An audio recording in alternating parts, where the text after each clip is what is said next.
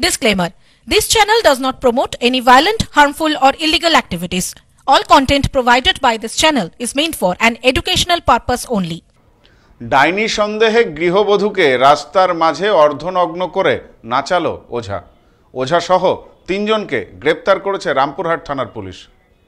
ডাইনি অপবাদে এক গৃহবধূকে অর্ধনগ্ন করে প্রকাশ্যে নাচতে বাধ্য করার চাঞ্চল্যকর ঘটনায় উত্তাল হয়ে উঠেছে রামপুরহাটের মাসরা অঞ্চলের তাঁতবাঁধা গ্রাম।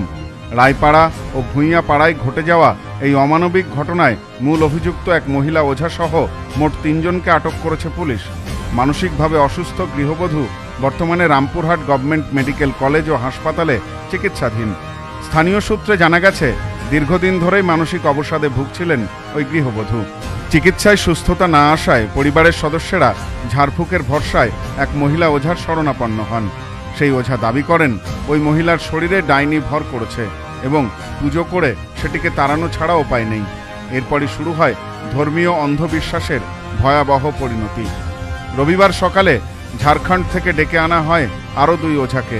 সকালেই গ্রামের হনুমান বেদিতে পুজোর আয়োজন হয়। সেখানেই প্রকাশ্যে গ্রামের লোকজনের সামনে ওই গৃহবধূকে অর্ধনগ্ন করে জোর করে নাচানো হয়। অভিযোগ, এই পুজো সফল করতে এবং খরচ মেটাতে 2 পাড়ার 50 থেকে 60টি পরিবার থেকে চাঁদা আদায় করা হয়েছে। ঘটনার খবর পেয়ে রামপুরহাট থানার পুলিশ দ্রুত পৌঁছায় ওই গ্রামে। মূল অভিযুক্ত মহিলা ওঝা ও এক পুরুষ সঙ্গীকে গ্রেপ্তার করা হয়েছে। গৃহবধূর স্বামীকেও আটক করেছে পুলিশ।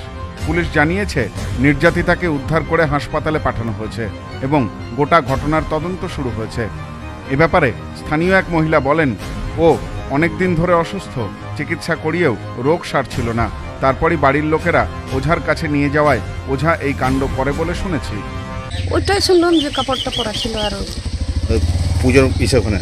হ্যাঁ, অনেক দিন থেকে ও মানে শরীর খারাপ, অনেক দিন থেকে অনেক দৌড়াদৌড়ি করে, অনেক ই করে, মানে অত কি করে বেড়াই, কোনো জায়গায় ভালো হচ্ছে না, মানে পাগল নয়, কোন জিনিস ওরকম করছে। সেই জন্যই কি ওঝাকে দিয়ে পুজো করাচ্ছিল, ঝাড়াচ্ছিল? কি করছিল ওরা জানে। উচিত তো হলো না, সে তো আমি বলছি ওটা উচিত হয়নি। দেখবার লেগে আমি যাইনি, আমি বলে দিলাম যে কে দেখতে পারবে সব। নির্যাতিতা মহিলার ছেলে বলেন, অসুখ সারানোর জন্য মাকে অনেক ডাক্তারের কাছে নিয়ে যাওয়া হয়েছে, কিন্তু কাজ না হওয়ায় ওঝার দ্বারস্থ হয়েছিলাম আমরা।